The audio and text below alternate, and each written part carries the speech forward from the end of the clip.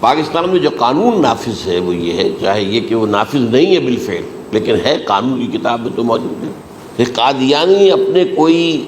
جو بھی ان کے نزدیک بھی ان کے مذہبی شاعر ہیں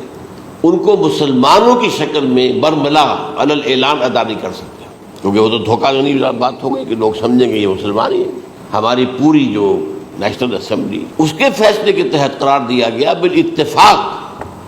کہ قادیانی غیر مسلم ہے، دائرہ اسلام سے خارج ہے۔ یہ تو فیصلہ ہوا پارلیمنٹ کا ایک بڑے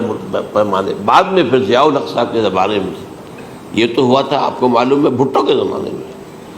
تو ضیاء الحق صاحب کے زمانے میں اسی کی گویا کہ فردر سٹیپ کے طور پر یہ بات طے کی گئی اور قانون بنا دیا گیا کہ وہ اپنی مسجد کو مسجد نہیں کہہ سکتے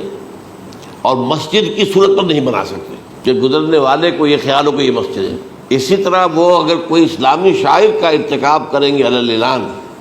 تو بھی یہ قابل تعزیر ہے، جرم ہے، وہ اپنے کئی احاطوں کے اندر، اپنے گھروں کے اندر جو چاہیں کریں، لیکن کھلے میدان میں آ کر جو شاعر اسلامی بہرحال ان لوگوں نے سب کچھ اڈاپٹ تو کر رکھا ہے۔ سب سے بڑی بات تو وہ ہے کہ انہوں نے ایک جھوٹے نبی کا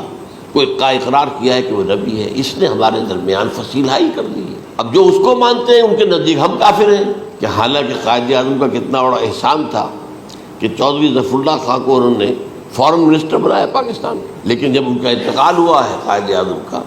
تو اس کی جنازے کی نماز میں شریک نہیں ہوا وہ شخص، اور جب اس سے پوچھا گیا کہ تم شریک کیوں نہیں ہو تو انہوں نے کہا دیکھو بھائی، مجھے یا تو مسلمان سلطنت کا کافر وزیر سمجھ لو یا کافر سلطنت کا مسلمان وزیر سمجھ لو، میرے نزدیک یہ کافر سلطنت ہے، میں اس کا مسلمان وزیر ہوں کیونکہ میں قادیانی ہوں۔ اب تمہارے نزدیک یہ اسلامی مملکت ہے تو میں کافر ہوں، پھر میں اس کی نماز کیسے پڑھوں؟